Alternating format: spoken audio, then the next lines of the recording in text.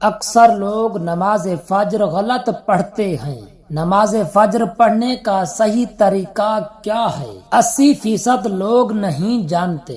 نبی کریم صلی اللہ علیہ وآلہ وسلم نے فرمایا، جو شخص نماز فجر صحیح طرح پڑھے تو اس کے سارے گناہ معاف ہو جاتے ہیں۔ بسم اللہ الرحمن الرحیم۔ السلام علیکم ورحمۃ اللہ وبرکاتہ۔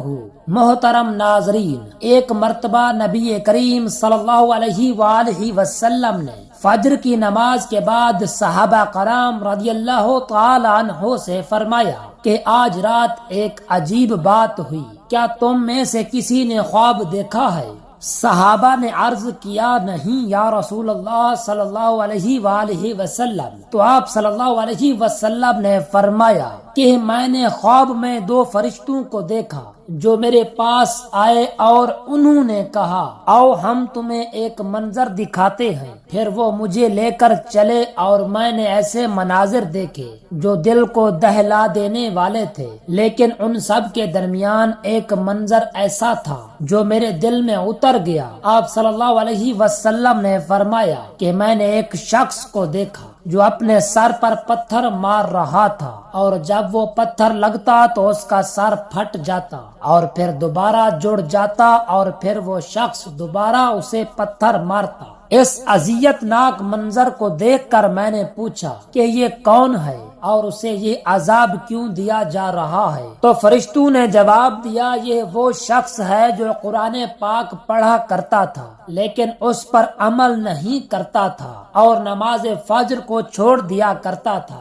یہ وہ شخص ہے جو فجر کے وقت اٹھتا نہیں تھا اور سوتا رہتا تھا، اسے رب کی پکار سنائی نہیں دیتی تھی۔ یہ وہ بد نصیب ہے جو دنیا کی نیند کو آخرت کی نجات پر ترجیح دیتا تھا۔ اور ایک اور موقع پر رسول اللہ صلی اللہ علیہ وسلم نے فرمایا کہ جو شخص فجر اور عشاء کی نماز با جماعت پڑھتا ہے وہ گویا ساری رات اللہ تعالی کی عبادت میں مشغول رہا، اسے اس کا پورا اجر ملتا ہے۔ یار یہ کتنی بڑی بات ہے، کتنی بڑی خوشخبری ہے کہ صرف 2 نمازیں با جماعت پڑھنے سے ایسا اجر جسے پوری رات جاگ کر عبادت کی ہو۔ اور پھر وہ صحابی حضرت بلال رضی اللہ تعالی عنہ جن کی اذان سے مدینہ جاگتا تھا، جب وہ اذان دیتے تو صحابہ کی آنکھیں کھل جاتی تھی اور وہ مسجد کی طرف دوڑ پڑتے تھے۔ حضرت بلال فجر کے وقت اذان دیتے تو رسول اللہ صلی اللہ علیہ وسلم کا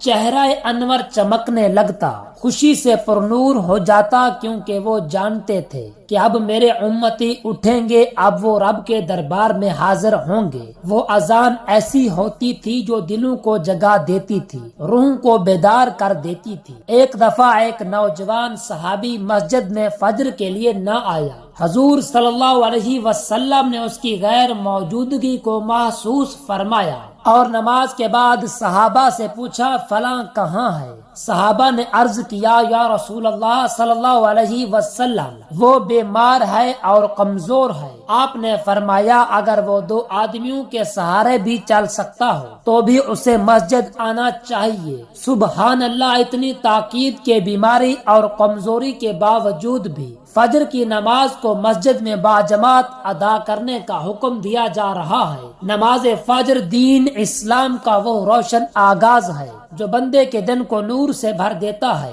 یہ وہ لمحہ ہے جب ساری دنیا نیند کی آغوش میں ہوتی ہے اور ایک مومن رب کے سامنے کھڑا ہوتا ہے۔ یہ وہ لمحہ ہے جب آسمان کے دروازے کھول دیے جاتے ہیں، رحمتوں کا نزول ہوتا ہے اور اللہ تعالی خود اپنے بندوں پر نظر رحمت فرماتا ہے۔ رسول اللہ صلی اللہ علیہ وسلم نے فرمایا کہ تمہارے پاس رات اور دن کے فرشتے آتے ہیں اور وہ فجر اور عصر کی نمازوں پر جمع ہوتے ہیں۔ پھر وہ فرشتے جنہوں نے رات تمہارے ساتھ گزاری تھی اوپر چلے جاتے ہیں۔ اللہ تعالیٰ ان سے پوچھتا ہے، حالانکہ وہ خود سب کچھ جانتا ہے، کہ تم نے میرے بندے کو کس حال میں چھوڑا؟ وہ کہتے ہیں، ہم انہیں نماز پڑھتے ہوئے چھوڑ کر آئے اور نماز پڑھتے ہوئے پایا۔ اے وہ لوگوں جو فجر کے وقت نیند میں ڈوبے رہتے ہو، تمہاری نیند تمہیں کیا دے سکتی ہے؟ تم کیا چیز پا لیتے ہو جب تم فجر کی نماز چھوڑ دیتے ہو؟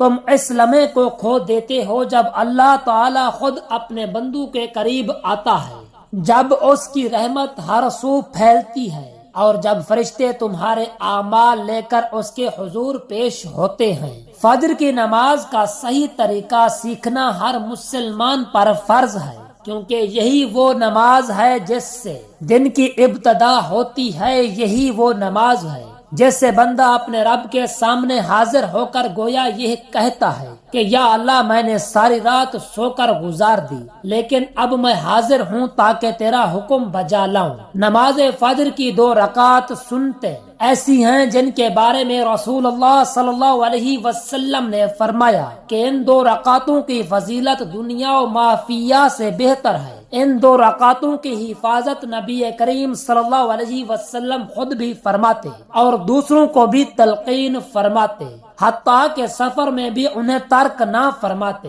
نماز فجر کی فرض نماز کی نیت یوں کی جاتی ہے کہ دل میں یہ ارادہ ہو کہ میں اللہ تعالیٰ کے لیے 2 رکعت نماز فرض ادا کرتا ہوں۔ نماز کا آغاز تکبیر تحریمہ سے ہوتا ہے، یعنی اللہ اکبر کہہ کر دونوں ہاتھ کندھوں یا کانوں تک اٹھا کر سینے پر باندھ لیے جاتے ہیں۔ پھر ثنا یعنی سبحانک اللہم و بحمدک پڑھی جاتی ہے۔ اس کے بعد سورۃ الفاتحہ پڑھی جاتی ہے جو ہر رکعت میں فرض ہے۔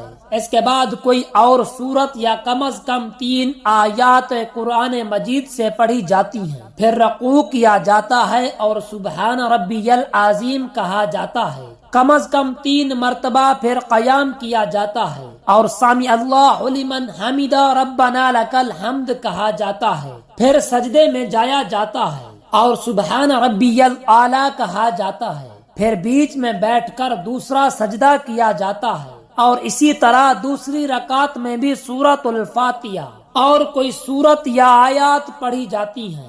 دوسری رکعت کے بعد قاعدہ اخیرہ یعنی آخری تشہد میں بیٹھا جاتا ہے اور التحیات درود ابراہیمی اور دعائیں پڑھی جاتی ہیں اور سلام پھیر دیا جاتا ہے۔ نماز مکمل ہو جاتی ہے۔ یاد رکھو کہ نماز فجر کے لیے بروقت اٹھنا ایک جہاد سے کم نہیں، لیکن جو لوگ اس جہاد میں کامیاب ہو جاتے ہیں وہ اللہ تعالیٰ کے محبوب بندے بن جاتے ہیں۔ فجر کی نماز کے لیے سونے سے پہلے نیت کرو اور اللہ تعالیٰ سے دعا مانگو کہ وہ تمہیں وقت پر جگا دے۔ سونے سے پہلے وضو کر کے سونا بھی برکت لاتا ہے، نیند کو عبادت میں بدل دیتا ہے۔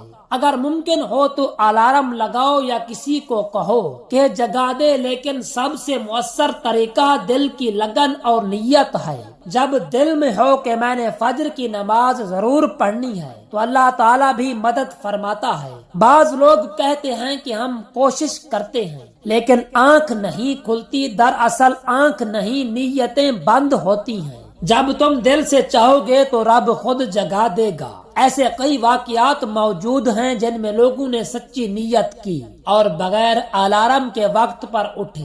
نبی کریم صلی اللہ علیہ وسلم نے فجر کی نماز کو منافقین پر سب سے بھاری قرار دیا، کیونکہ وہ رات کے آرام کو ایمان پر ترجیح دیتے ہیں، لیکن جو لوگ سچے مومن ہوتے ہیں وہ ساری دنیا کی نیندیں چھوڑ کر اللہ تعالیٰ کی رضا کے لیے اٹھ کھڑے ہوتے ہیں۔ فجر کی نماز نہ صرف فرض ہے بلکہ بندے کے دن کو برکت والا بناتی ہے۔ جو دن فجر سے شروع ہوتا ہے وہ شیطان سے محفوظ رہتا ہے، اور جس دن کی ابتدا بغیر نماز کے ہو وہ نحس اور بے برکت ہوتا ہے۔ نماز فجر کے بعد اذکار اور تلاوت قرآن کی بھی بڑی فضیلت ہے۔ نبی کریم صلی اللہ علیہ وسلم خود فجر کے بعد اشراق تک مسجد میں بیٹھے رہتے تھے اور اللہ تعالیٰ کا ذکر کرتے تھے۔ یہ وقت دعا کی قبولیت کا وقت ہوتا ہے۔ فجر کے بعد تھوڑی دیر بیٹھ کر استغفار کرو، تسبیحات پڑھو، قرآن پڑھو یا اللہ تعالیٰ سے دعا، تمہیں جو چاہے وہ وقت سب سے بہتر ہے مانگنے کے لیے، کیونکہ اس وقت دل نرم ہوتا ہے، روح تازہ ہوتی ہے، فضا پاکیزہ ہوتی ہے اور اللہ تعالیٰ قریب ہوتا ہے۔ نماز فجر کے لیے وضو کا خیال رکھو، پاکی کے بغیر کوئی عبادت قبول نہیں ہوتی۔ سحری کے وقت اٹھ کر وضو کرو، اگر وقت ہو تو تہجد پڑھو، یہ تمہیں فجر کے لیے مزید قوت دے گا۔ فجر کی نماز با جماعت ادا کرنا سنت موقدہ ہے، بلکہ بعض علماء کے نزدیک واجب کے قریب ہے۔ اس کی بڑی فضیلت آئی ہے کہ جو شخص 40 دن تک فجر کی نماز با جماعت ادا کرتا ہے اسے نفاق سے بری اور ذمہ ہونے کی سند ملتی ہے۔ جو لوگ سوتے رہتے ہیں اور نماز فجر چھوڑ دیتے ہیں ان کے متعلق سخت وعید آئی ہے کہ ان کے کانوں میں شیطان پیشاب کرتا ہے، یعنی وہ اس قدر غفلت کا شکار ہو جاتے ہیں کہ شیطان ان کے اندر نفرت اور سستی بھر دیتا ہے۔ فجر کی نماز کو کبھی معمولی نہ سمجھو، یہ وہ نماز ہے جو تمہاری زندگی بدل سکتی ہے۔ یہ وہ نماز ہے جس سے تمہارے دل کا رخ طے ہوتا ہے۔ اگر دل کا آغاز اللہ تعالیٰ سے ہو تو برکتیں تمہارے ساتھ چلتی ہیں، اگر دن کا آغاز غفلت سے ہو تو نحوست اور پریشانی تمہارا پیچھا نہیں چھوڑتی۔ فجر کی نماز سے تمہارے چہرے پر نور آتا ہے، تمہارے رزق میں وسعت آتی ہے، تمہاری دعاؤں میں اثر پیدا ہوتا ہے، تمہارے دل کو سکون ملتا ہے، تمہارے قدم سیدھے راستے پر رہتے ہیں اور تم اللہ تعالیٰ کے قریب ہوتے ہو۔ اس نماز کے ذریعے تم خود کو شیطان کے پنجوں سے آزاد کرتے ہو اور اللہ تعالیٰ کی رحمتوں کی چھاؤں میں آ جاتے ہو۔ اپنے بچوں کو بھی فجر کی عادت ڈالو۔ گھر میں فجر کی نماز کی آواز آئے تو گھر والے جاگ جائیں۔ ماں باپ خود اٹھیں گے تو اولاد بھی اٹھے گی، اگر ماں باپ سوئے رہیں گے تو بچے کیسے جاگیں گے؟ آج ہمارے گھروں میں فجر کی نماز کا اہتمام ختم ہوتا جا رہا ہے، اس لیے برکتیں بھی کم ہو گئی ہیں، سکون بھی کم ہو گیا ہے، رزق میں تنگی آ گئی ہے اور دلوں میں بے چینی بھر گئی ہے۔ اگر تم چاہتے ہو کہ تمہارے دن خوشیوں سے بھر جائے، تمہارے گھر نور سے جگمگا اٹھے، تمہارے چہرے پر سکون ہو، تمہارے اعمال میں خیر ہو، تو فجر کی نماز کو اپنی زندگی کا لازمی حصہ بنا لو۔ کبھی قضا نہ ہونے دو، کبھی سستی نہ کرو، چاہے سردی میں ہو یا گرمی یا نیند کا غلبہ ہو یا تھکن۔ یاد رکھو کہ جنت کی راہیں انہی قدموں سے طے ہوں گی جو فجر کے لیے اٹھتے ہیں۔ دعا ہے کہ اللہ رب العزت ہمیں 5 وقت کی نماز با جماعت ادا کرنے کی طاقت اور توفیق عطا فرمائے، آمین ثم آمین۔